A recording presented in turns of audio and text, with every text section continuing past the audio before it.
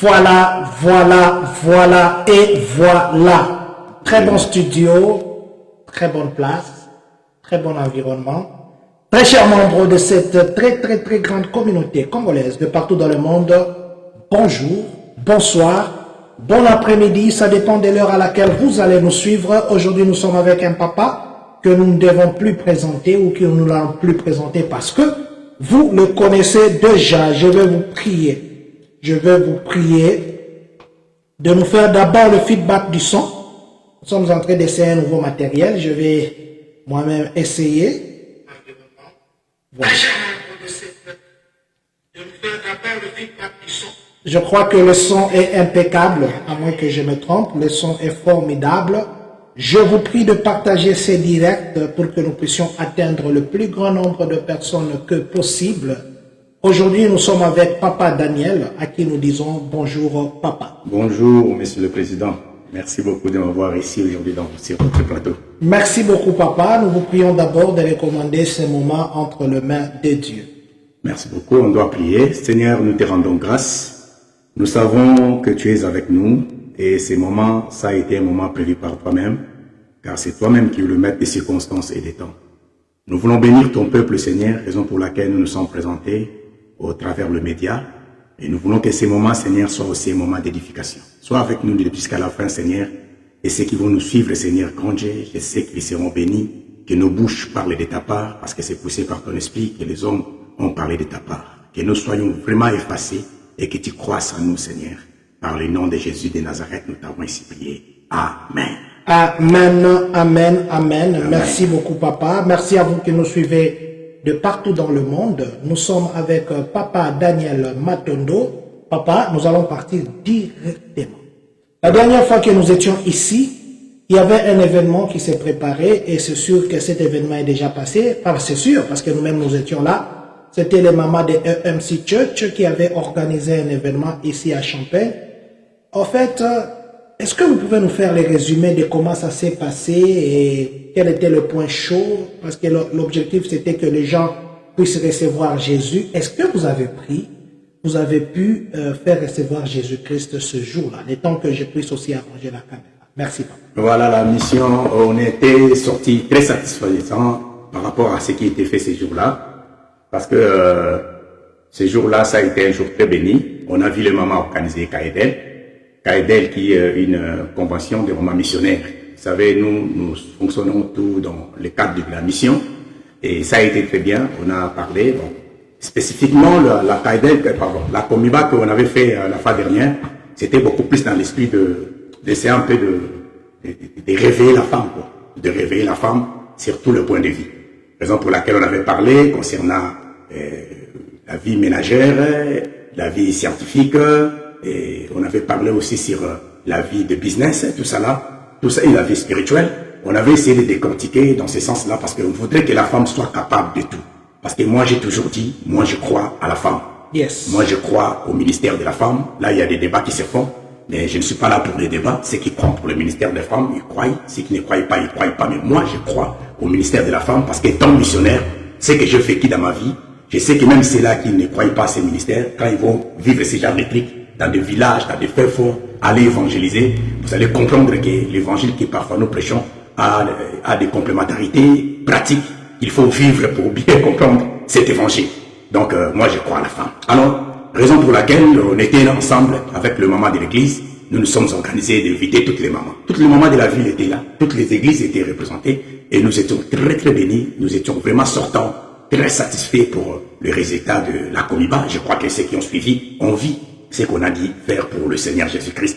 Et nous rendons grâce à Dieu parce que cela ne dépend pas de nous-mêmes, mais c'est par sa grâce que nous sommes arrivés à réussir ça. Et l'année prochaine, nous vous promettons encore qu'il y aura beaucoup d'invités qui se sont intéressés. Et il y a vraiment des serviteurs que vous connaissez déjà et qui viendront avec nous. Ça sera encore plus grand que ça. Voilà. Yes, pasteur, je crois que le son est bon. Je dis bonjour à Maman Christy Kimweni, Papa Blaise Malola, qui nous suivent depuis Atlanta. Nous sommes à Georgia. Merci, Papa. Papa OpenX Finland. Papa OpenX, Papa Pécho. Papa Pécho, voilà, c'est le nom que j'ai cherché. Papa Pécho, merci beaucoup. God bless you too. Maman Brenda Pemba, que le Seigneur vous bénisse. et tous ceux qui nous suivront et ceux qui vont partager ces directs. Je vous demande, s'il vous plaît, on m'a dit qu'à force d'aimer, essayez d'aimer, aimer même 100 fois ou bien 1000 fois, envoyer des cœurs, je ne le fais jamais, mais on m'a dit qu'en faisant ça, la vidéo a beaucoup de vues. Évidemment. Envoyez beaucoup de cœurs, envoyez beaucoup de j'aime. Vous pouvez être la même personne, vous pouvez même faire j'aime 1000 fois, s'il vous plaît. Merci beaucoup à Papa Pécho qui commence déjà à le faire. Envoyez des cœurs, envoyez de j'aime pour que notre vidéo, ça puisse être poussée. Voilà. Papa, vous savez que ces derniers temps, il y a un problème de témoignage. Je vais commencer comme ça. Le système il y a beaucoup de témoignages. Mais papa, il y a un témoignage ozolo belango na CC mikolo et puis ozolo belango na radio témoignage moko salami awa et loko moko bimeli bato eza nini yango témoignage oui témoignage et comme mikolo a un problème. Ouais, parce que l'église n'a pas besoin de témoignage. Vous avez même le témoignage qui vient de passer, en passant, je vais même dire qu'il y a mon ami là, pasteur Walesa. Vous savez, il a pompé, quand je dis mon ami, c'est vraiment mon ami, hein, parce qu'il n'a pas dans les mauvais sens. C'est vraiment mon ami. On passait des temps ensemble, je connais sa chambre, il connaît ma chambre. Okay. On a eu des temps de prière ensemble, on a eu à chercher Dieu ensemble. C'est vraiment quelqu'un que j'aime beaucoup.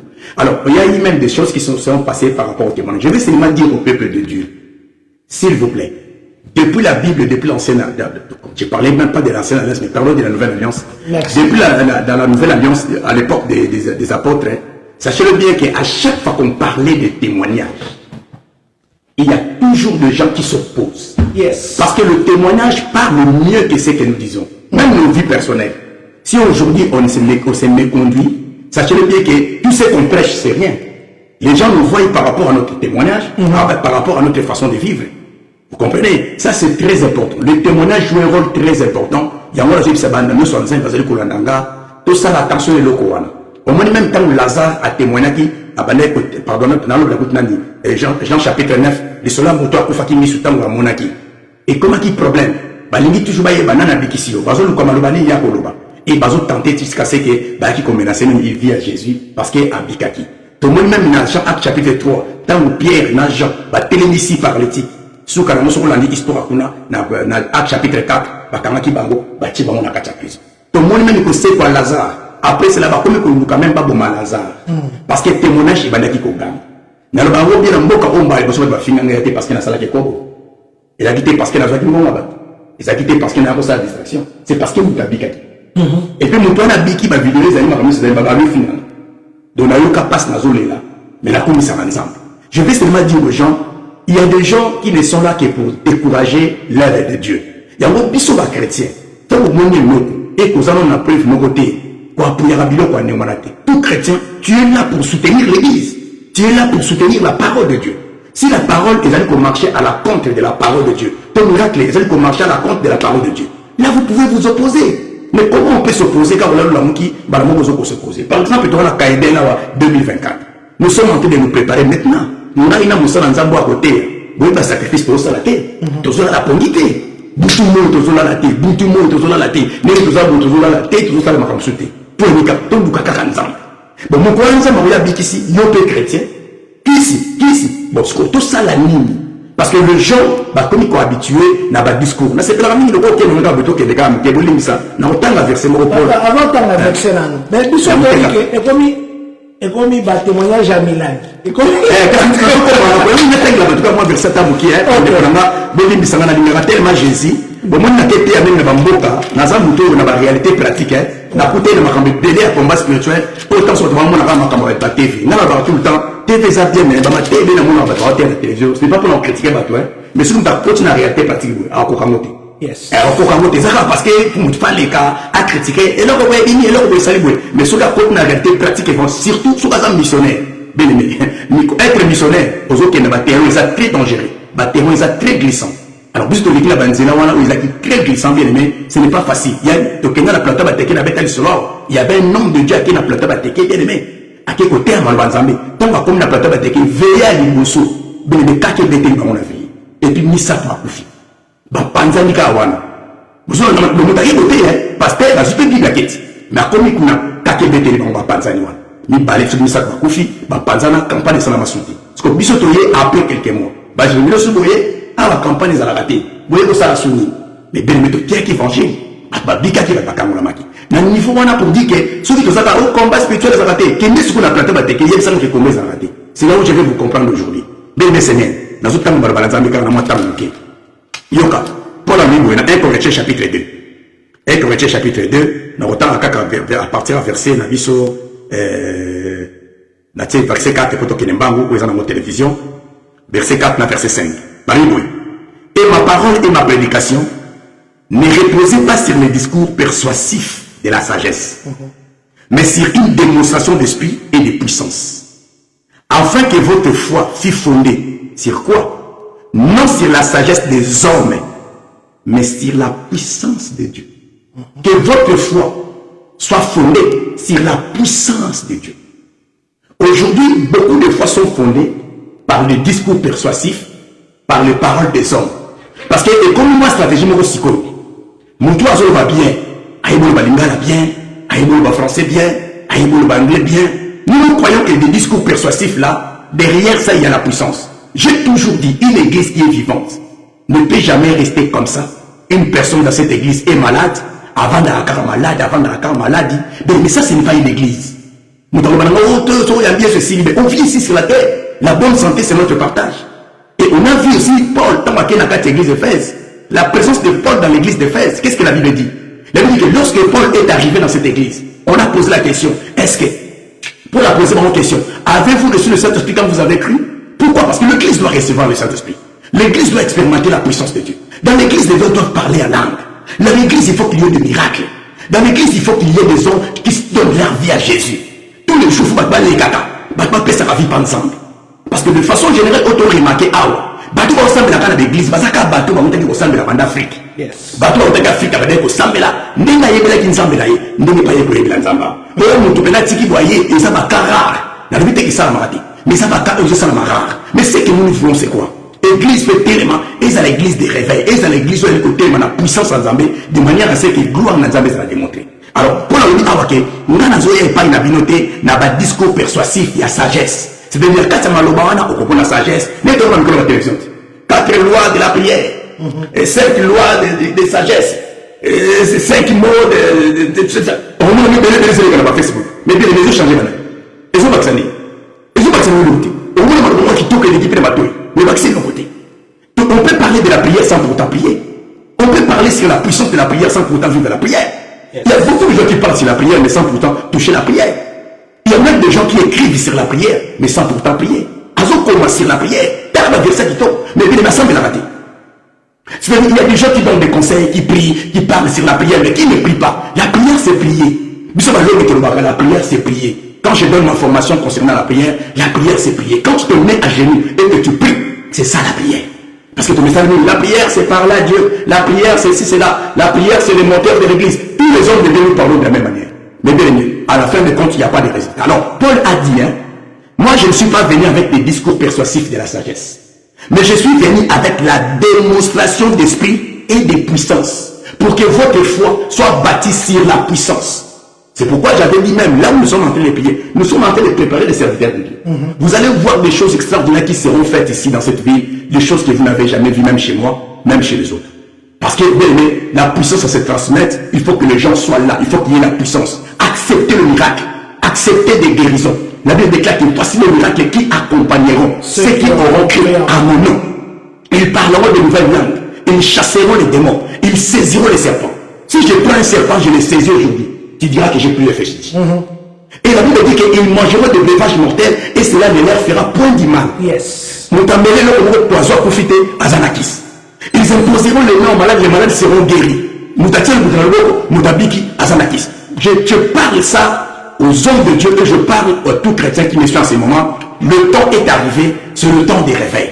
C'est le temps de la puissance. Nous en a confiance, il y a Nzambe, puis il y a Bassal ensemble. Ce sont des messages qui arrivent bien pour la repousser Bino. Batou, comment dans la carte en boca, on va avoir un problème. Batou, pour pousser en tête.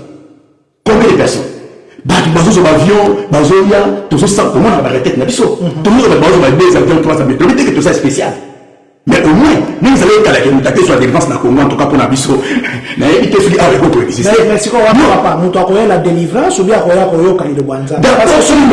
bon présenter mingi délivrance, nous tunions ça qu'on a besoin d'être, nous avons présenté kosakola prophète, nous avons qu'un de localisation nzambete, alors qu'un de balobelaye, soit balobelaye était mouis. Soit peut balobelaye bakamango simbité akili. Nous avons présenté mingi. Bon, et là on devait aller on va dire absolument moi. Yeah. Et ça n'a pas toi qu'on y a pas Yesu aye kuluka Yesu, et ça n'a pas. Et ça n'a pas toi aye pas Yesu aye kuluka lobiko.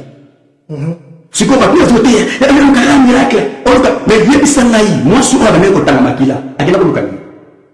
Alors que ceux qui la simbi Yesu na lobiko, il ne parlait pas de tout son nom. Tant on a biki, Yesu n'a dit que au lobiko qu'on dit manuel bikisi. On a dit lobiko après. La même au début, il a commencé par chercher la guérison. Mais la même Bible me dit, cherchez d'abord. Mais cherchez d'abord le royaume des cieux. Tu vas prêcher ça à la personne. Vous serez donné par surcroît. Ça, c'est une bonne chose. Yeah. Parce que si on dit chercher d'abord le royaume des cieux, c'est-à-dire quoi? Et ça, c'est la moto avant. On va facilement te faire comprendre. Mais une personne qui est malade, à coup d'œil, il doit être d'abord guéri. C'est ce que Jésus a fait. Partout dans la Bible, vous allez voir, il a commencé d'abord par guérir. Et après cela, nous avons soin à Minayabi, Kende Kosa sur le Soumouté, Kende Salaboy, nous avons un Dimanayo et Bikisio. C'est comme ça. Même quand nous avons face à ça, il y a Nania, Onani Mouto, Bartimé, Bartimé, Bikisanga, dans le moment où ça qui va chercher d'abord le RMDC. Il a guéri d'abord. Et après cela, il a commencé à lui parler. Même ça, quand il était guéri, directement, nous avons dit, il y a beaucoup de gens qui ont pas changé maintenant parce que, devant la maladie, ne viens pas parler d'abord du royaume de ces, sinon Jésus avait échoué. Mais au commencement, parlons d'abord de la situation qui est là. Au commencement était la parole. Mais il sera guéri par quoi? Par la parole. Par la parole, mais d'abord, il faudrait d'abord qu'il cherche la parole. Mais est-ce que tu comprends ce que j'ai dit? Je vous comprends. Non, j'ai dit ceci. Tout par exemple, il y a Bartimée. Moi, on a David, il y a la mawa, il y a la mawa, il y a la mawa, à quel heure? C'est la vie de l'amour. Un mot. Ce côté, il sera là, dans l'amour, qui est si. Après, il y a la Yesu. Soit il sera là, à chapitre 3. Mutu azalaki liboso porte wana on est au secondaire. Tant on a qui pierre l'argent. Est-ce que c'est que bon c'est la vie éternelle? Non. Tant on est au secondaire. Pierre a payé que ça mieux. C'était quoi? A payé le kiko. Tant pas ça pour les atteindre. Bible dit mutu ça dit. Alandi bango. A quelque ça dans la case église. Sur telle histoire là, babi que mutu na tika ki bangote. Abane toujours ko zana bango. Pourquoi? C'est parce que azwa qui va na besoin. Donc c'est-à-dire que tel que nous sommes ici, tout y est bayango quelque part, il y a d'autres personnes. Il y a pas problème il y a aussi d'autres problèmes, d'autres personnes. Il y a d'abord le royaume des cieux. Et puis, nous mais d'abord le royaume des cieux. C'est là où il faut pour les sur le chapitre 8, tout le monde a 3. Jésus a bateau l'église est en soloté. C'est pourquoi j'ai béni Dieu aujourd'hui. Ce que j'ai en train de faire, nous sommes à la table dans la bango. Dans le but spécial, Bazaba Babika, Bazaba toi, on a dans la MC Church, nous avons en tout cas, pour la biseau 80%. 80% de Bazaba. MC Church. D'abord, il y a votre témoin. Il faut tout ça là. Mais votre témoigner, c'est la Bible, votre témoigner. Mais de toute façon, que le drapeau est moins compliqué dans la construction. Parce que la limite a changé mon discours. Parce que l'église a porté, bisous dans la débat pour l'anglais. L'église a porté ce comme trop de discours. Mais ceux qui ça va dire que ça là, et comme il dit, tout ça comme il a qui ça. Est-ce que comme il a que ça, mais il va faire acception de personne. Écoutez, moi je vous dis, Nathan la version sur le chapitre 8, verset 1, tina verset 2. Ensuite, Jésus allait de ville en ville et de village à village. Qu'est-ce qu'il faisait? Il prêchait la parole, il prêchant et annonçant la bonne nouvelle du royaume. Yes. Les 12 étaient avec lui et quelques femmes qui avaient été guéries d'esprits malins et de maladies, Marie dite de Magdala, à laquelle était sorti 7 démons. Là, c'est la défense, hein? À laquelle était sorti 7 démons. C'est-à-dire, ce sont des femmes qui ont réussi le miracle. Ouais, non, j'essaie le son, papa. Voilà, il faut essayer parce qu'à la fin, peut-être. Ouais, ça c'est très bien. Donc voilà, ce sont des gens qui étaient guéris. Ce sont ces gens-là qui ont accompagné Jésus. Je suis sérieux. Ce sont des gens guéris. Une église n'est pas un hôpital. Là où les gens viennent adorer Jésus, si réellement la présence de Dieu est là, la présence de Dieu doit guérir. Toute personne qui vient malade, en ce moment-là, il a besoin de la guérison. Et à travers sa guérison, il peut aussi recevoir Jésus. Vous voyez, c'est comment nous, au bic, mais il y a avant tout, d'abord, les amours limonaïs. Mimi mtu aya souffrir. Papa, nini basi inakufa. Avant tout d'abord molimu. Yo kasa ça boli masolo. Ça a besoin bika. Ya moni Jésus a une stratégie ona sur tel marque, livre marque na livre Matthieu, et be bandena sur abaneka miracle. Abaneka ko biksa. Dis abaneka ko biksa. Mali monsieur ça miracle technique. Na Jean chapitre 2. Oh, yes, beaucoup la bitema. Miracle ko soit Jésus technique. Bon, Azaï a besoin de parce que si Babungi c'est là qui est là, Jean-Baptiste Baya. Voilà, c'est une interprétation. Le prophète Baya, tout ça. C'est une interprétation. Maintenant, je vais dire de l'Église. C'est moi, je suis évangéliste. Alors, ce que pour les amis, Bible et opérateurs qui sont Jésus-Christ et le coup la Messie. Au moins, il y a une place dans le sous qui c'est la femme dans le domaine miracle. Jésus-Christ et le coup la Messie. Au moins, il y a un Jean-Baptiste qui est batnaï. Baki le retour à Jésus. Babi Yesu. Batini les autres tournent à celui aux ananes. Parce que même Jean-Baptiste, il avait présenté Jésus, mais quand il était en difficulté, à comment il a moins de doute. Est-ce que Jésus a tout Jésus nous sous. Yes. Mais tu dis que ça me sous des bonnes. Doute comme le quota. Parce que vous semblez la ligne à Zobikate. À ce semble la ligne à Kambozo chargé. À ce l'église va discours le mot de Baksamate. À comment on a doute. À ce va se faire examen aux Akai. Alors, quand tu dis que les païens n'a jamais Jésus, Jésus c'est le mot van en avant. Alors, nous sommes là, biki, assemblée pour la bataille, il y a sur la biki, à prêcher bonne nouvelle. Et à la fin, il s'est dit, il y a Jean-Baptiste, ma cambomouni. Ma cambomouni, qui va pas au monde, ma paralytique, ma zomana, au sommet, peu bonne nouvelle, ça dit prêcher. Avec ce qu'il nous dit. Mais bon, maintenant, la question, Jésus, est-ce que vous avez Messie? Il y a un match dans le baka, je présente Jésus-Christ comme étant Messie. La réponse, soit là, papa, parce que nous, tout le monde a eu ça, ce qui est là, nous, à tout yo. Mutuna wana occasion na balou on besoin de partager au maximum bon aimer muto ayebisi bato bayebisanga ke Yesu soki ezali na époque lelo bainga balobaka Yesu abandokatela bato mangala ebele. Évidemment, parce que les gens ont toujours des jugements contrairement à eux. Parce que batuni ozama na nzamba lobi yom tolobi. Est-ce que okoki komi bikisate soki royaume nanga ezalaki assez à mokili me baba ange bae. Jésus a vraiment répondre à ma question président banda ko échapper ou bien ezaki sagesse à banda. Ezaki sagesse parce que même temps bae asa azwa maya bongo la movine. Tant maman la battu donc ça gagne sur ça ça dit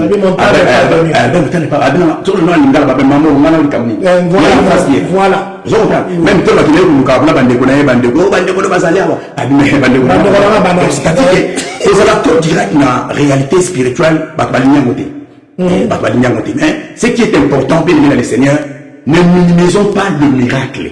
Sans le miracle bien le Seigneur, les gens de ce monde ne croiront pas. C'est parmi les trucs qui confirment même le ministère d'un évangéliste. Un évangéliste, c'est pour qu'il soit un évangéliste, il faut qu'il ait pour prêcher la parole. Alors c'est ça, c'est ce que je veux dire. Alors bien le Seigneur, on a eu miracle, on a eu miracle. Pour mes artisans en bonne santé, il y a un kimia, mais mon combat pas yaka, to côté na batme na mboko kaya forme wana. Akuna ko na butu. Akuna na butu, alinde ba mona parce que tellement ça le va mingi et nzambe pas za malango tant de sambi kasani abiki. Abiki. Et toi-même, quand vous avez un ça qui grâce, abikaki, apesi même action de grâce naïe. On ça de rappel l'église quelque part. Mais c'est le problème, c'était pas ça. Pour dire qu'il ne faut pas aller trop vite de critiquer parce que nous en a besoin de connaître. Nous comme on a besoin de monde, tu vas comprendre. Donc, c'est ça un peu. Tu m'as parlé d'un miracle. Et le miracle, c'est biblique. D'ailleurs, on les a qu'à évangéliser, tous ceux qui étaient bénis dessus. Et puis, sur YouTube, tu peux voir une photo, la photo, ni salamaki. Tu bon de la qui pour la maman, tu sais pour la et tu vas aller ici, ça qui appartient à Ndaku. Aïe, pour découvrir, n'est qu'à te faire parce que tu as la TV, moulagou, bakanga, singa, nakasa bande, pour la qui prière sur la longue, sur la ligne, pour mon moulagiwan.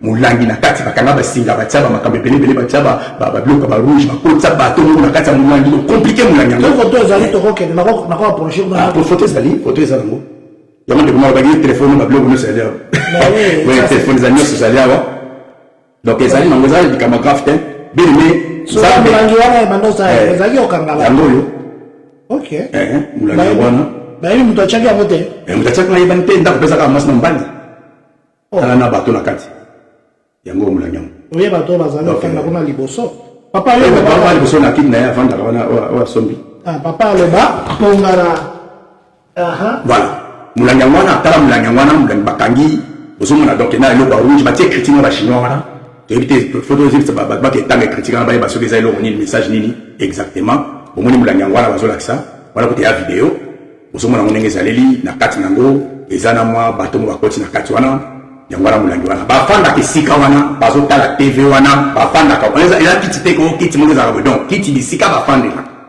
et na kati ndako bazana mo soute soki bangote baoni bali et quand on a prié à la fin voilà la chose qui était sortie mais ce qu'il faut retourner bande ko ba on cette tapini ba on ça ba réalité ni sur tali par rapport à réalité bazo lexa to bani pour analyser mulangi wana longue histoire. Donc pour dire que ce sont des réalités, eux ils écoutent eux bande quoi précis. Mais combien de fantasies babilo qu'on a quatre mboko yo, on va pas ko tika, on peut te le on a quatre bande kaban. Donc pour vous dire c'est makake, de le mettre landa, nzambe na ndenge ya sentimenté. Nzambe faut que landa Dieu agit, Dieu manifeste sa puissance. Na lika araba chrétien, tous à la contre ba miracle té. Sinon ba bon la metema té. Parce que bon la metema, ils appellent miracle. On n'a pas Yesu, ils a miracle. On tika masumu ils a miracle. Et on dit qu'après la maladie, ils a miracle.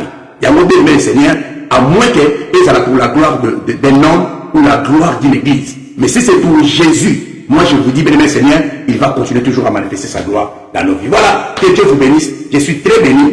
Et voilà, vidéo à mon photo au président à Télévision, de koto bonde na souka, tant que bonde na makambe salami. Mais ce qu'il faut tout dans la katia via mutuana makamni ezoleka, ba détails ça est béni. Alors,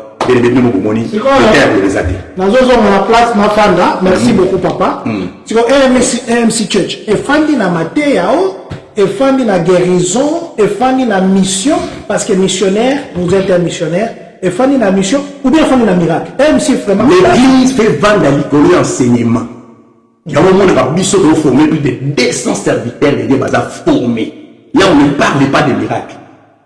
Les miracles ce sont des conséquences. Les témoignages, ce sont des conséquences qui prouvent que Dieu est avec toi. C'est tout. Comme Élie, quand il était en face des prophètes de Baal, et ça, tu dis, quand on dit Israël, oui, Dieu d'Israël. Mais à nous prouver que Dieu est avec moi. Ce qu'on dit, oh, miracle était. Dans le baka, tout le temps. Baké ne va pas plata, baké ne va pas wapi, on comprendre que, pour battre manzambe na yo. Faut pas mon faut écouter, Dieu vous aime, Dieu vous aime. La qui ça va mon zambe na yo. Tant que mon nzambe wana, ba mon dimele sans vous forcer. Biso le ketam sunda ba bixi bato, miracle sami, na la mo de na yesu ba yem para moko ba lo ba bakis. Ba comprendre que ah, c'est que nzambe wana azamba kasko le kakuna. Attends ba ye, mo kondi yesu, yamba yesu. Amen, amen. La paix c'est pas ça. Je me rappelle, na mboka moko na zalaki na boyo tala kombo mboka wana ko ba tu ba comprendre, mais ba on va rolanda lisolo ba koye ba mboka mo. Papa moko a ça la délivrance. Also la délivrance à esprit. Bah bêta et film. Mais c'est une réalité. Je vous dis pas parce que je dis c'est une réalité. Azaki moi si na mobali. Bande ko ba ola nanga ba yebi makamuno ba bona zaida ba bona mboka wana. Moi si na mobali ba bêta mi fimbo. Tu ko ba délivrer mais ba onde ba olela. Ba osombe ka mutu. Mais déjà combat. Moi nous savons ce qui s'est passé papa. Papa na maman wana bazonga ba fanna na ndako ba comme pola.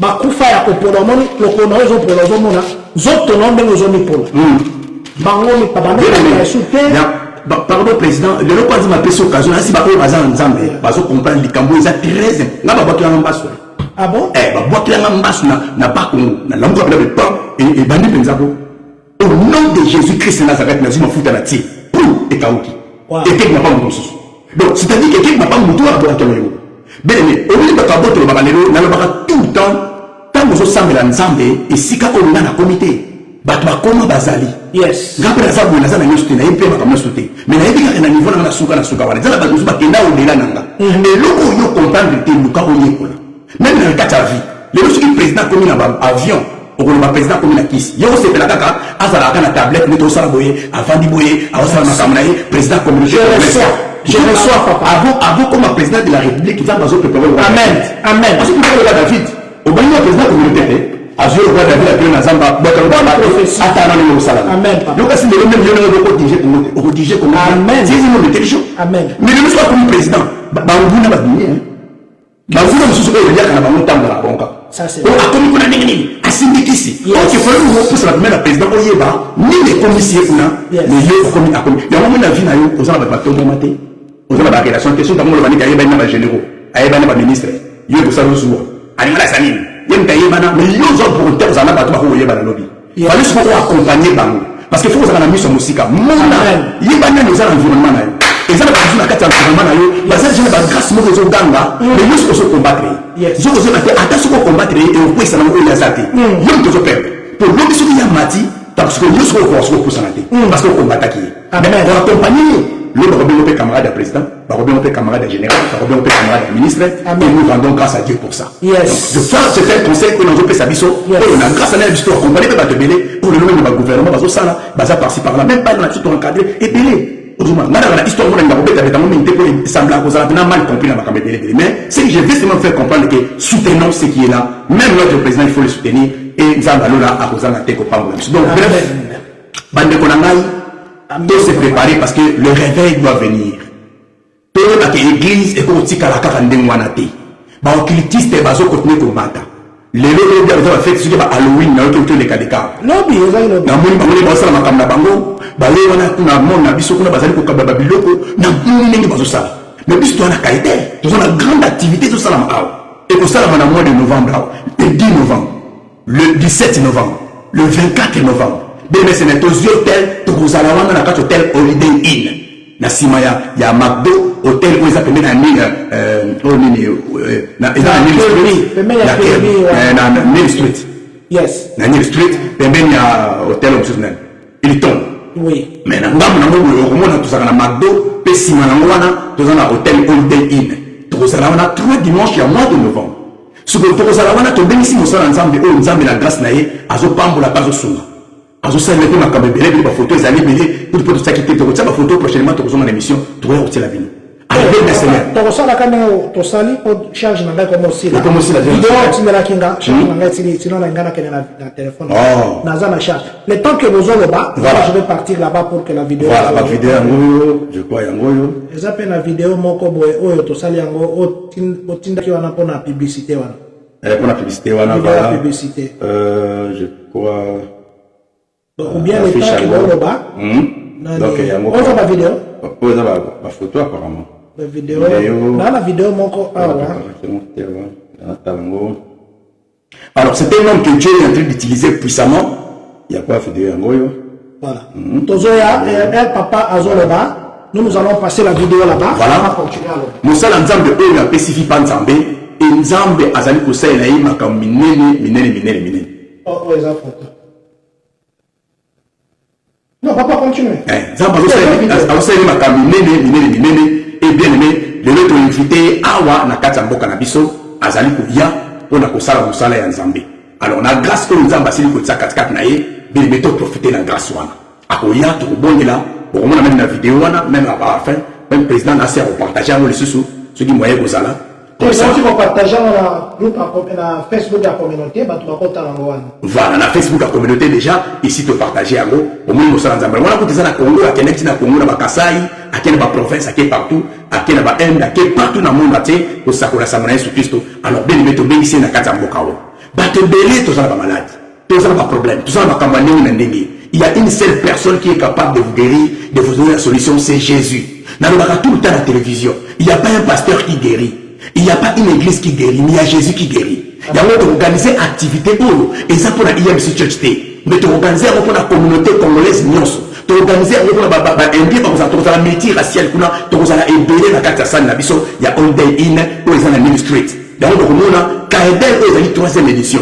Chaque fois tu organises la Kaedel, vous voyez que tu les kata tu tika invitation pour la basala nzambe nyonso vous allez qu'on a biso, mais Kaedel ils ont pour la biso nyonso. Donc bande pasteur ku church tu leka. Tu vas kotika invitation na biso week-end tu zo leka tu vas kotika invitation. Bande pas temps fort pasteur mais kuna tu leka. Tu vas kotika invitation na biso. Bande ko mais qui se soit la partie même après la borne au kima na la borne tu les capons tu vas tika bani et pas Alidor tu vas tika invitation pasteur César tu les capons na Ebenezer tu vas tika invitation donc bébé tu tika invitation pasteur Adela voilà nous commençons nous bien et bah pasteur bienvenue le pasteur bienvenue voilà donc pasteur Billy Masanka pasteur Billy oh que Dieu vous bénisse voilà il y a beaucoup de pasteurs ici à Champagne. Je vais monter un peu ma communion. Quand il y a un pasteur Billy, ça c'est le frère d'un pour ça, mon frère. Le pasteur Billy, nous avons pas le pasteur Billy, la communion sur Christ. Donc, c'est-à-dire qu'il y a eu des hommes de Dieu qui sont passés. Tout ça, là, on a déjà 2 éditions, ou 3e édition, ou 3e édition. Il y a un moment de mettre au ligne, ça là, pour la porte de Christ, nyons. Même si nous avons dit, nous encourager Bissot. Bon, pour acheter tout ça ensemble, tout ça ensemble, parce que c'est pour l'intérêt de Jésus-Christ. Yangwana, on va tout le temps, et l'autre, le sujet, ça va être sur les alliés. On va toujours la première personne. L'invitation de M. Frère Matalikolo pour pasteur Godet, Aza Likolo. Pasteur Godet Likolo. Aza juste Likolo, je croyais, et vous allez on m'a dit c'est là. On m'a dit c'est là.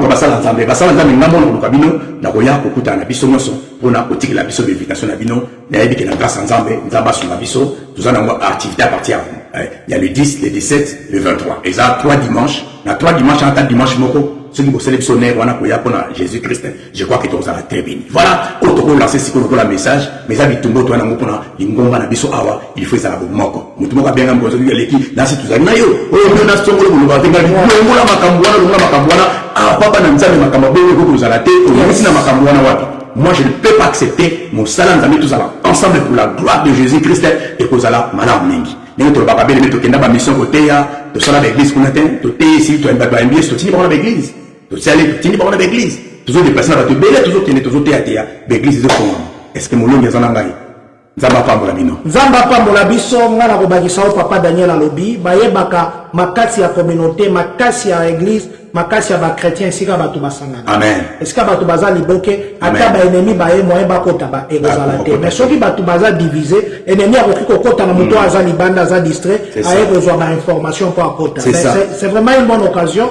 biso communauté to lancer pe to appuyer papa ezalaka ba pasteur te.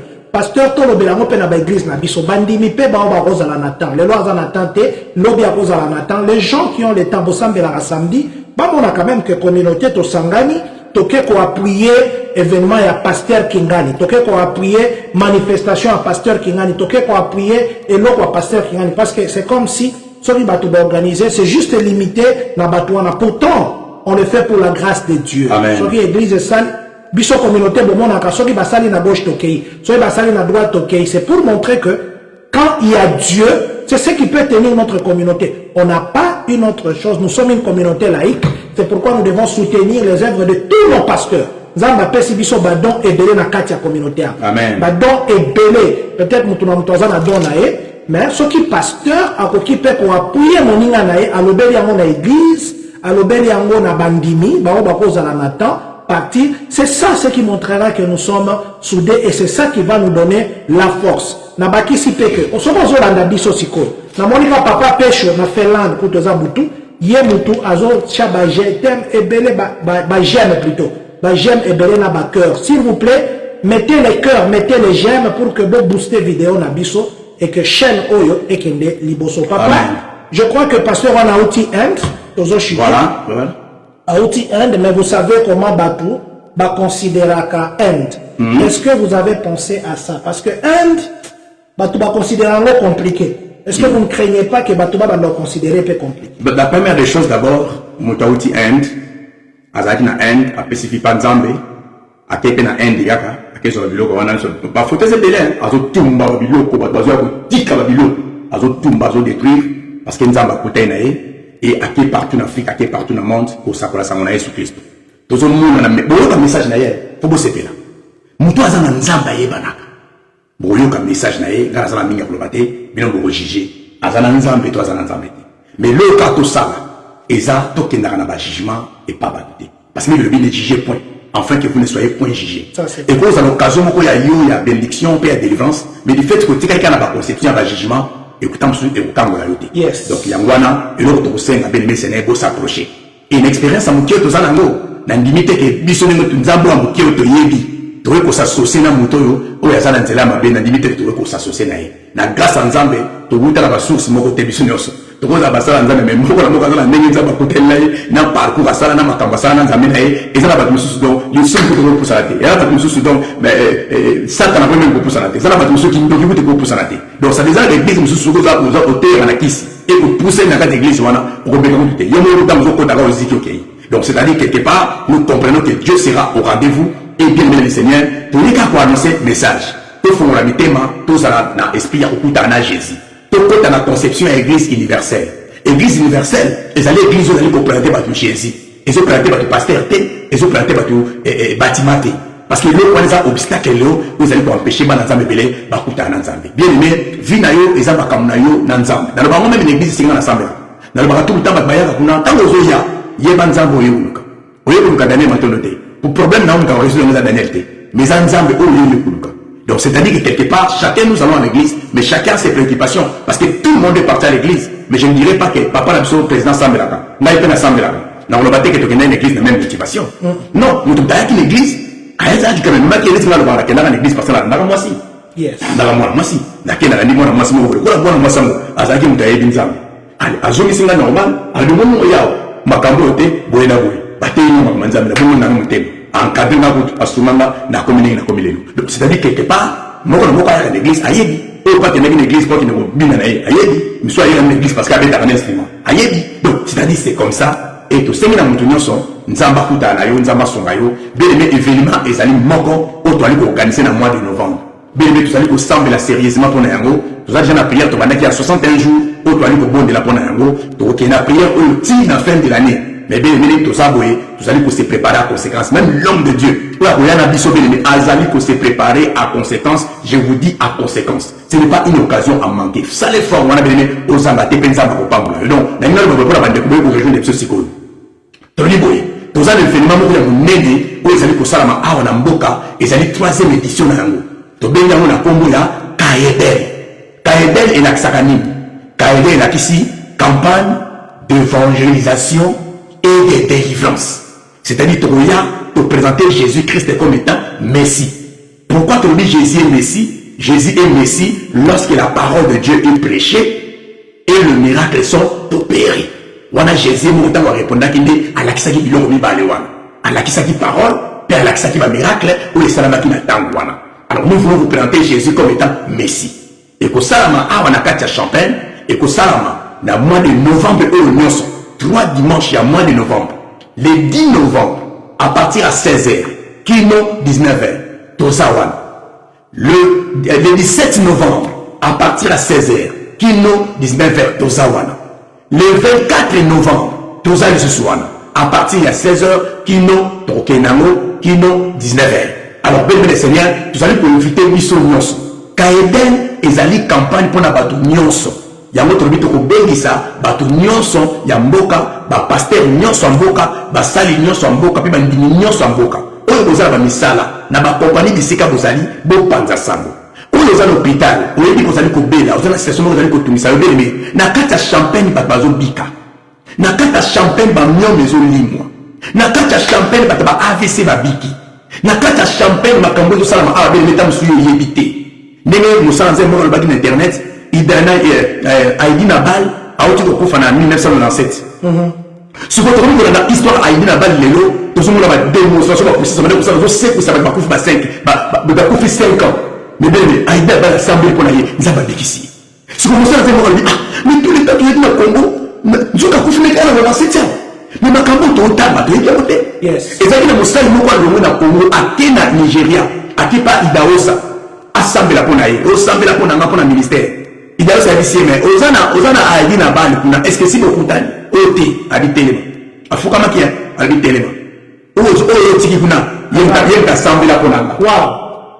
Yem ta sambe la ponanga abikende kuna bele mosumo na siko donc azongi sa na Congo ake ko kasusu aidi na bal sambe kuna aidi na bal nzamba sele makamene ne to ngai ko di mali kamboli o to zana na mbokate bele ne lengi mo kat na biso le ba défense au Congo ici ya o na rien de Congo défense il y a eu des cas et Congo c'est ba défense simbité mais muto ya va jouer défense parce que délai on a téléphone nanga on a téléphone témoignage ya moi ko aussi sangoza na même la mwana mwana na apika crise ba mwana beni to sambe ta ko to sambe la kuna mwana amen donc photo ezali na vidéo na ya donc tout ce dont tu as vidéo dans sur sa tête donc c'est à dire quelque part ba mso tu suis pas dans mon hôpital moi na piqué crise mais à cause de pasteur à cause de nous sommes le papa dans ça joue ne et ça m'a comme dit pastoralité et ça m'a comme église té ben mettons nous quand Nzambe le salut est individuel mais biso pasteur na bino to ça na pour accompagner bino yango be le seigneur donc kengo mukele moi kati to développer ma casse parce que l'eau aliboso tous à l'ensemble ba mangomba nyonso okutana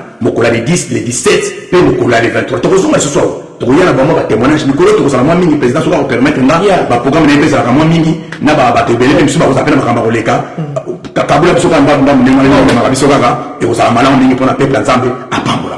Donc voilà, en tout cas, merci à Bassal ensemble pour la banda ko bisika boza. En tout cas, bien aimé to kokutana, to lukana, combattre to téléma, tout ça la bomoko, tout ça pour la Samoa Jésus Christ, Champagne, ils allaient sauver, Urbana, ils allaient sauver, pe Bokanabiso aux États-Unis, Europe partout, Canada, ils allaient sauver, pe pourquoi pas Congo, ils allaient sauver. Nanzala Moussala to ça. Donc, pour retenir rendez-vous Nabiso le 10, le 17, le 23, et pardon le 24. Et que ça la mana hôtel Holiday Inn. Holiday Inn, la traduction par président à vous permettre ton chambre adresse c'est ça, Ndeko Ricky Love, bien adresse, à l'objet Hôtel Holiday Inn, et ça na 101 Trade Center Drive, Champaign, Illinois, 61 820. Hôtel Holiday Inn, Champaign, 101 Trade Center Drive, Champaign, Illinois, 61 821. Ça sera le 10 novembre, le 17 novembre et le 24 novembre. Je crois que des comme sous papa Ricky Love, voilà. à Tchango Lissousou. Merci beaucoup mon fils. Ricky Love, dans le baron. Vous pouvez me ramener dans ça, la finale. Il y a un témoignage. Merci mon fils.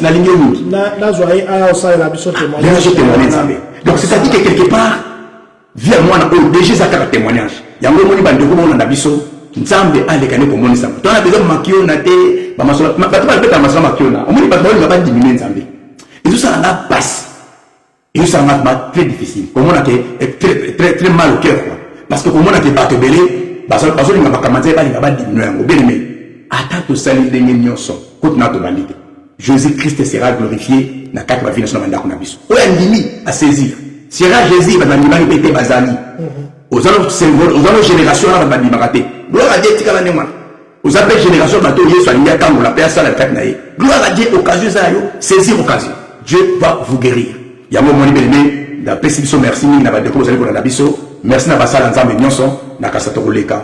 Basala n'a pas un message qui est roulé. En tout cas, personnellement, ngamoko na un engagement na bagi bana ba okende, ngai mo na okende. Donc kuta basala nzambe nyonso ça facile très difficile, mais je vais me battre jusqu'à ce que to kuta na benga bango nyonso, to kuta na pour que va comment couper sa invitation. Oyo nzamba ko permettre tous ensemble pour que ça va très béni pour la gloire de Dieu. Et va découvrir ce que vous avez au panza sango que tout ça la campagne munene et pour ça ma awa na kati ya Champaign Urbana pour la gloire de Jésus-Christ. Et tout bien qui nous sait dans Zambé, ou tout bien dans le pasteur Dipak. Pasteur Dipak. Alors déjà pasteur, ça fait déjà un bon moment, bon moment thème, pasteur le local. Pasteur Dipak. Azam kabumila mutema kala, salam sa Zambé, makame belé belé. Donc rien à voir avec tout ce qu'on pouvait imaginer concernant sa vie. Voilà. Voilà, prochainement, tu retournes à Papa Daniel Mbongo, il a loué hôtel pendant 3 séances et Utiwapi. Mbongo ya kologer mosali wana e utiwapi parce que kologer déjà mon pimoko est très compliqué. Tu peux kologer mosali pendant 3 séances et mbongo wana e ko utawapi. Lelo na ngaka to sera concentré par rapport à makambo ya mukolo campagne rosalama lieu ya campagne. Bomba ma misusu oyo je crois lundi ou bien mardi to royal sous papa. Oui. Donc lundi ou bien mardi tu reçois rendez-vous comme ça toi y a des sous pas à papa pour voilà ce que tu retournes à bambongo bazui wapi parce que bambongo mususu komi boye ba komi ba bazana offrande à $1000 baya a to sambela pona bango bateki. Donc ce jour-là c'est wana de tu retournes à papa ba question sur mbongo ba question sur ça. Et puis la monique ba chelinga étoile awa apparemment ba commentaire mususu kozala na étoile na ebite soki Facebook elingina baba na ofuta nga soki ndeli ba ola na biso soko moni commentaire à étoile mekana no soki koloba ndenge ni parce que na moni Facebook echelinga eloko moko asika c'est comme si ba tu faut baba na osala ba commentaire ba che ba étoile na ebite soki ça. En tout cas essayez ça, je ne sais pas trop, essayez pour soutenir ce que nous faisons. Papa ton lobby, merci vraiment. Merci. Là, que nous avons lobby sur mine, la question.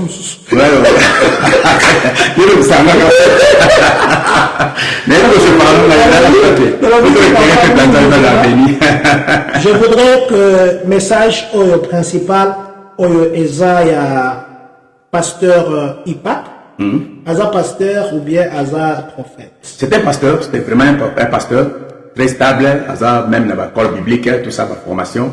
C'est vraiment Hazard moi histoire quoi, pour le blanc. Donc Donc, c'est tout à fait. Donc, on a dit qu'un bon pasteur, par exemple, il y a un ministère évangélique. Au moins, c'est un ministère évangélique, un évangéliste.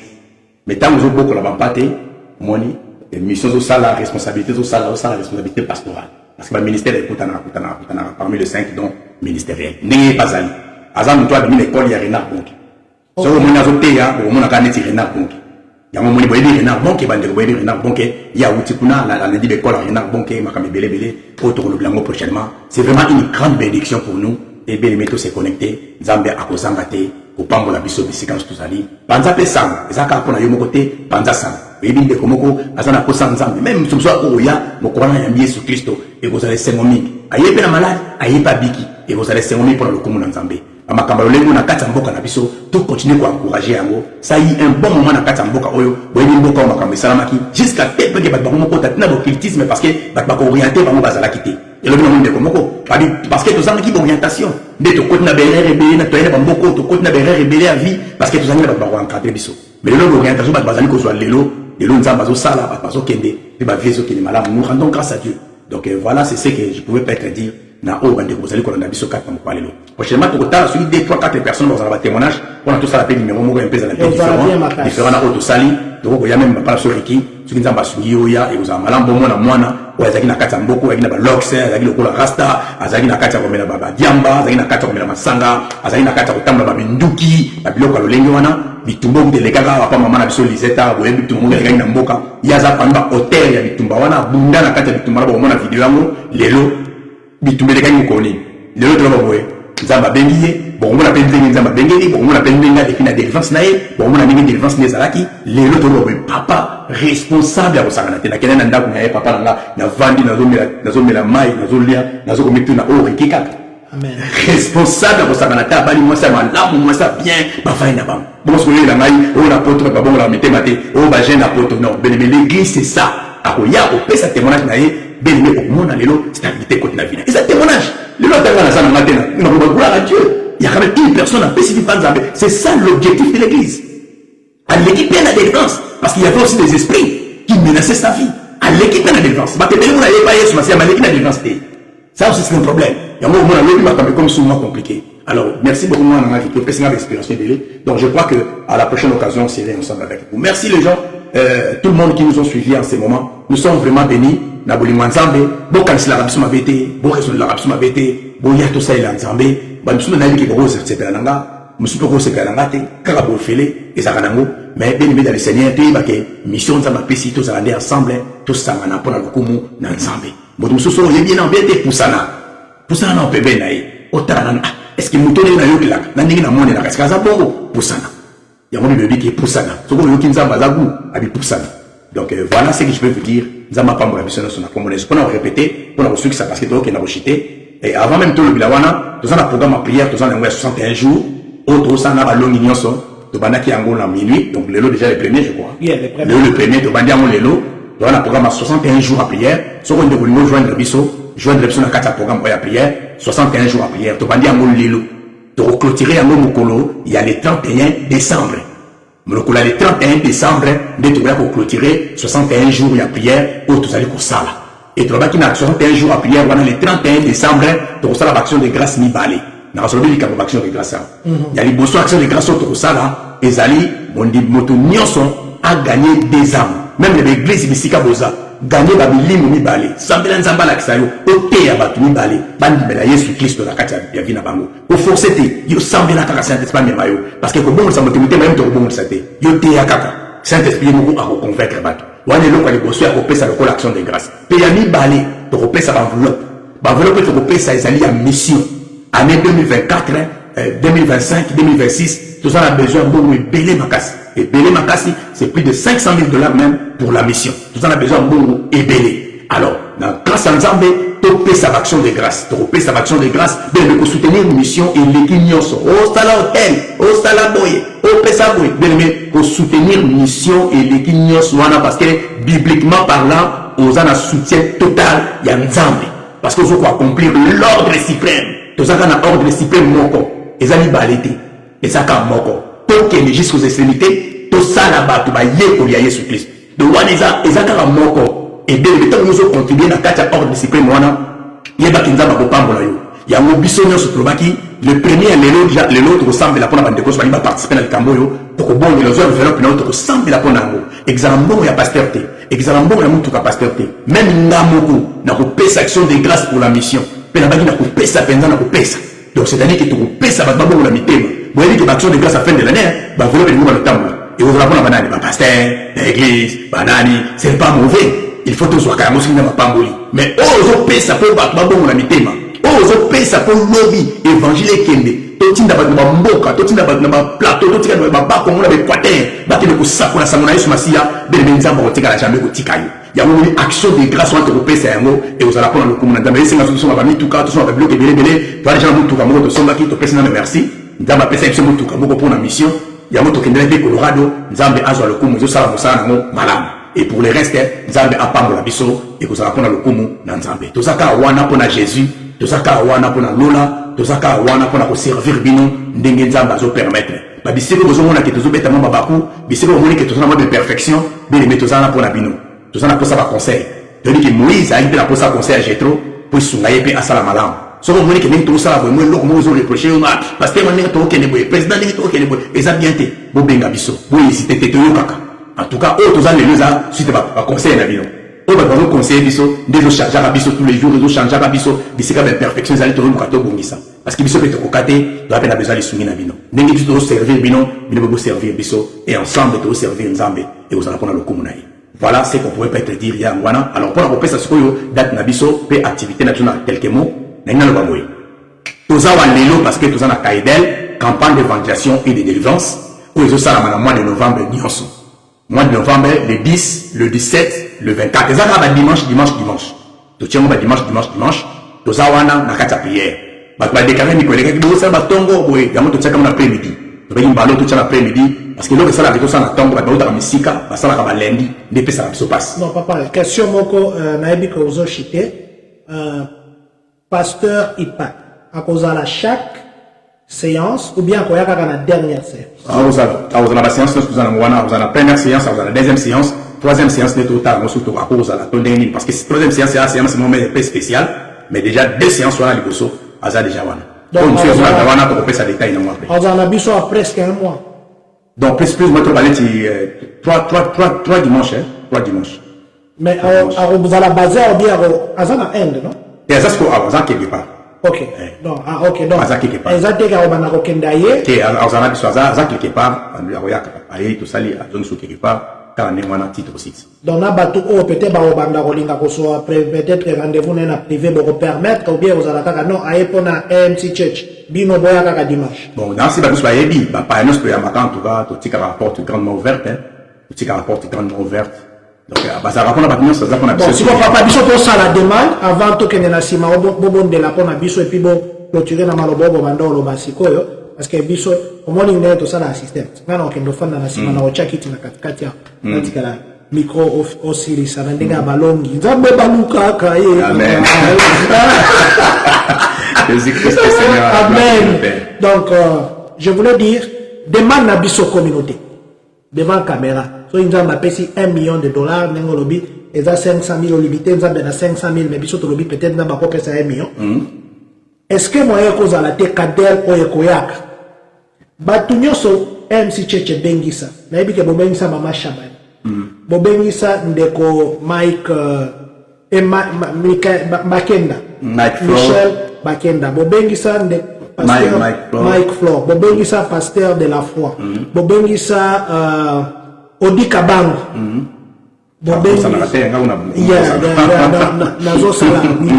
bobengisi pe pasteur oyo aye ao et puis bobengisa papa Rufin Baku un serviteur de Dieu bien qu'aza honorable.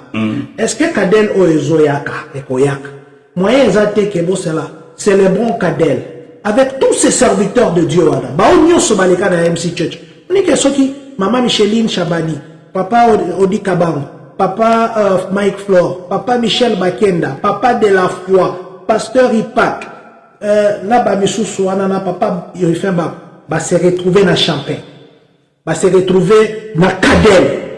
Vous voyez que vous allez pour la première fois aux États-Unis, peut-être que l'événement n'est pas ça. Mais bien sûr, sur votre communauté, to sengi, c'est vrai que peut-être ils ont programmé, mais MC Church, bon, mais quand on réunit, biso batunyo soana, communauté de Rambongo, t'es toi, Karamaloba. Non, d'abord, la vision, la provision, il y a la toujours après. Ma famille, tout ça, là, quand on rappelle en bon côté.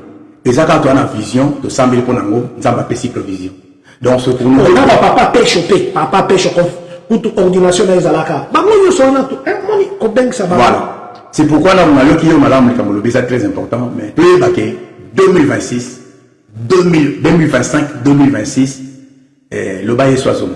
Ce qui est 60, makambo yo sama mboko eza munene. Amen. Tous en a makambo belé à kolobana biso, tous sambela nzamba sali sa biso avec beaucoup d'humilité, asunga biso pour nato réaliser le makambo. Mais je vous dis, les alakota mso de là où il y a lobby. Moi j'aime quand papa parle parce qu'il parle comme quelqu'un de projet. Il est beaucoup dans les projets, il continue. Parce que dans la projet, parce que dans la projet 50, on a 2021, donc clôturons en 2026. Il y a au moins dans le 2025, 2026. Donc, on a clôture, il y a vision, la vision, vision quinquennale, division du plan quinquennal. On a un projet, tout à l'heure, on a vision, il y a 5 ans, il y a une église nationale, on a un projet, il y a 5 ans. Donc, on a 5 ans, on a un projet pour former les serviteurs, nous avons fait grâce, on a un projet pour bâtir, tout ça, autour de ça. Mais tu peux clôturer en 2025 et en 2026. Il y a un autre psychiatre, Nzambe, après ça, après ça, va moyen, mais c'est tout à limité, mais, oh, il y a le bina, oh, tout ça, ça, là. Bible, notre Dieu est grand, mais sa grandeur nous échappe. Il n'est pas un petit Dieu. Nous devons faire de grandes choses pour Dieu. Parce qu'ils ont de grandes choses pour Dieu. Nous avons fait tout ça pour Nanzam. Parce que le coup, ils ont pour Nanzam. Mais bien aimé, 2025, 2026, vous voyez, ils ont départ déjà dans le pays. Nous sommes bien préparés, candidats bien préparés, l'église nous a bien préparés, la communauté a bien préparée, parce que nous avons des réunions presque tous les jours. Donc, c'est-à-dire que nous sommes en train de nous préparer sérieusement et 2025 et 2026 et vous allez prendre le coup. Mais l'objectif est ça, en base à la gagner. Il y a un moment chaque fois que ça a activité et l'autre souhaite en base à la gagner. Mais la séparité de ta maladie, à zone maladie, la séparité de ta église, à zone manengayaki. N'a qu'au karamoté. Donc, ce ensemble là, tant que c'est comme la main à zone là, parce que la zone pas tel mébélé, il y a pas tout à zone là, pas si vous m'accompagnez et si ça a maillé. Donc, là, pour ça, nous allons faire des armes à ça, c'est comme ce qui y a continué. On a bandé, on a soulevé la biseau, pour soutenir Moussala. Ce qui nous a battu, tout le thème, le Magambo. Ce qui nous a battu l'histoire, on peut investir, mais ça, à l'église. Donc, Bayaka, pasteur, Bayaka, Bagabambon, Abatou, pasteur, Bayaka, Bambon, Abandini, bien aimé. Comme ça, la Babilo va bonté. Si vous avez Babilo, Néwana, ou éviter, l'église fonctionne. Ou éviter, pasteur, sacrifice, bazo, ça, la bien aimé. Ou éviter, on a la télévision, on a bombarder. Ou éviter. Si on a biloko à Néwana, les biloko diable tchaka, et aux autres comme élection, ils ont un mouton à ma pole. Mais si on a maudit, et a été parce que les Camerounais ont une famille maudit parce que, tel mozo m'a bien pour la salle en Zambie. Conséquence à tant que, oye malote ma kameze comme le m'a béwana, oye m'a teke yaki parce que, on l'a m'a bien pour la salle en Zambie. Battez-la mounoko parce que, mounoko, ils ont la milité, la mort et la vie sont au pouvoir de la langue. Yango bande kono sur Sika Boza, pour soutenir Moussala, soutenir ma Pambolio, soutenir Moussala, partager Panda Sango, et ils allons prendre le coup dans Zambie. Attends le tata lobby, tu comprends que Moussala, tu ressens les affres, à Jésus. Bato ba poussana peni, batala, balandela, bamona ki koeza, même basala nous sommes dans batangiao. Même basala nous sommes bayebi biso dans mboka pour roto koto ya déjà a mboko. Celui qui est sincère avant dire tout solo na ya wa biso kete, oeza Moussala Nzambe. Jésus qui est dans place na kata Moussala na obsto sala. Alors, il y a un bien aimé le Seigneur, tout le cas en tête, au sac de fort, nous avons passé sa vie. Le mandat m'a pas pour la bino, na estimé. À l'école, moi, on a primaire, tu vas dans la soli, classe et sili, bonjoui qui tiboke nango. Tu vas dans le qui m'a sonné. Pour tes alakate, tu vas dans le qui ti abanda. On a aussi la nez, tu vas dans ça. Classe et sili, la zui qui ti nangai. Na kena ngonda ko papa yo fana katikati ya sono kit na chana katikati on continue bien le Seigneur na ko kene mokuse na nina ndemi samutu moko eki matea to pesi mikolo yo na ko kene onka na mokuse mikolo to lobi mingi sur ce qui concerne la victoire de Déborah to lobi la sur 10 leçons concernant la victoire de Déborah on a lingi mutu moko adendisa mape mutu moko esungaye bato belé balandi matea oyo Batebele bazaki connecté na Daniel Matondo officiel, il y a Facebook, PIMCCTV, il y a YouTube, ceux qui me découvrent pour s'abonner, et vous avez malam, on l'a d'enseignement, on est au Péjango, et au Salisai.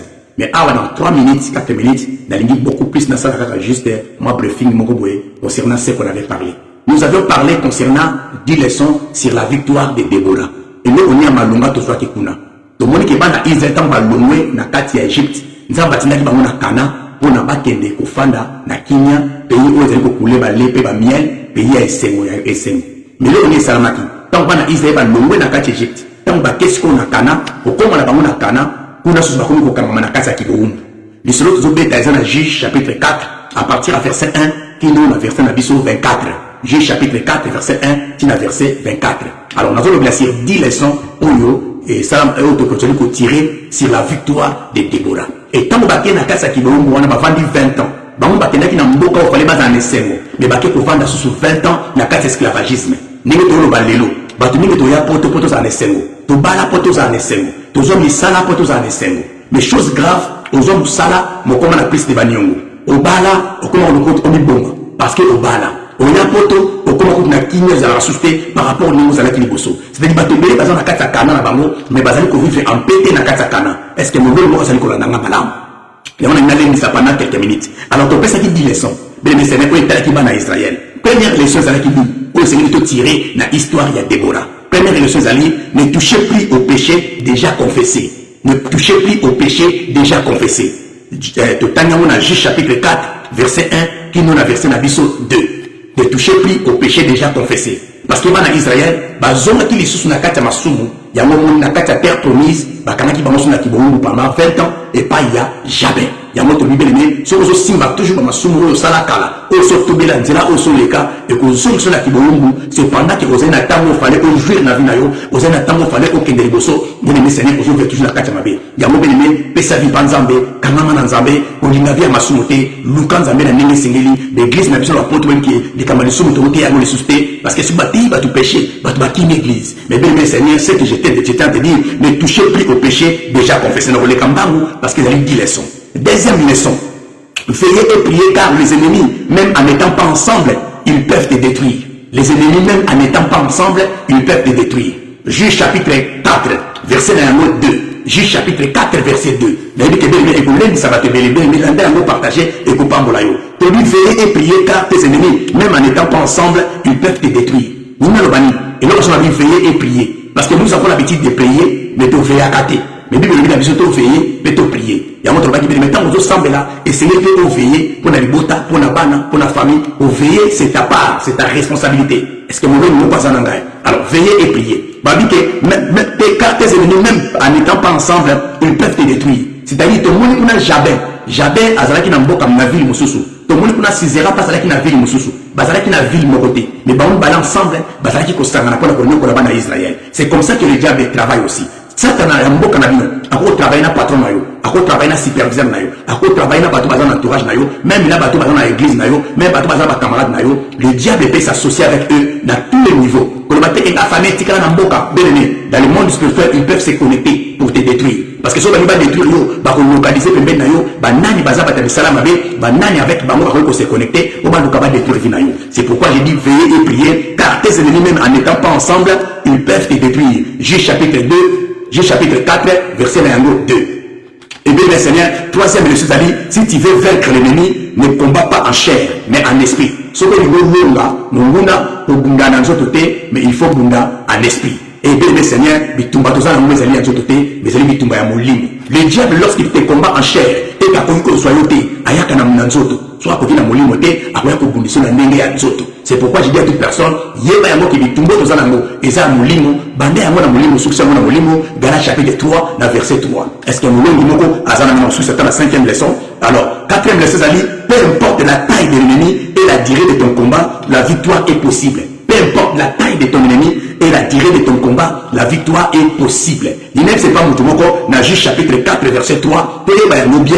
que jamais Azalaki n'a pas arme, Azalaki n'a 900 chars de fer, Azalaki permet la puissance à Makassi, mais bien mes seigneurs, la victoire était possible parce que Déborah, elle était toujours dans la présence de Dieu, tant que Déborah Télémaki, et bien mes seigneurs, la victoire était possible. Nzambe a libéré Kibango, n'a pas beaucoup à Jabel, a libéré Bango, n'a pas beaucoup à Sisera, parce que bien mes seigneurs, tant que n'a pas beaucoup de Kokaki. Peu importe si sont traversés, peu importe malade aux anangos, peu importe ma difficulté, peu importe combat aux anangos dans ta famille, peu importe géant je te dis aujourd'hui la victoire est possible par le nom de Jésus-Christ de Nazareth. Et tikanzamba mona yo ozana kati hôpital, yo ozana kati kolela, yo ozana kati komitungisama, ozana bakamoko bandaka rezo simbate, je tiens à te dire que bana Israël bavandaki pendant 20 ans na kati kiboungu, mais mokolo tango nzambe betaki nzambe akangola kibango. Bien Seigneur, il y a souka kolomia. Le reste, tu vas continuer à nous. C'est même les amis qui ont découpé ça 5 autres leçons. Oyo, nous en avons pour couper sa biso. Alors, bien aimé, tu communes à souka, on a le sang de la biso, nous avons tout les ça. T'as pas les solos, on a chapitre 4, à partir de la verset 1, qui est dans la verset 24, bien aimé, les solos, l'indice biso, c'est pas bon, les biso, sur le niveau, on va détailler dans le mot, ok, na EMCC TV, EMCC TV na YouTube. Ok, vous vous abonnez, et vous avez bénédiction, vous vous abonnez, vous partagez vous bandez comme sous et vous avez c'est mingi. Et au-delà de ça aussi, Daniel Matondo officiel, sur le Facebook, Daniel Matondo officiel, on appelle vous à la malam. Numéro de téléphone dans les alliés. Plus de vous ensemble, où à rendre opportunité, où est possible, n'ayez que mois de novembre, nous sommes à la béni, les 10, les 17, puis le 24. Restez branchés, n'a pas de chaîne, où on aura programme d'abissou, nous sommes, n'ayez ma caméra qui n'est pas ça ensemble, vous allez voir que vous cabisso, et tout à l'église, nous sommes, donc les cas. Gaïmo personnellement, n'a pas à l'église, au tika d'invitation, pensable à cause de l'oum. Tout bon de l'épargne ensemble. Seigneur, n'a pas si merci. N'a pas mis si comme moi, réellement, celui qui a pour la gloire, yo moko kita, et yo moko glorifier comme moi, Yahweh n'a pas mon amour au sale, n'a mon amour comme mon sama. Mais Seigneur des armées, mon sama n'a qu'à via banana yo. N'a dit que n'a qu'à mettre la biso. Nous allons m'accompagner ndenge pour solutionner nos ambés pas nayo. Dans le bagata mon son zam. Pasteur wa big sakazana été. Église big sakazana yangote. Ce n'est pas important de dire aux gens de venir chez nous.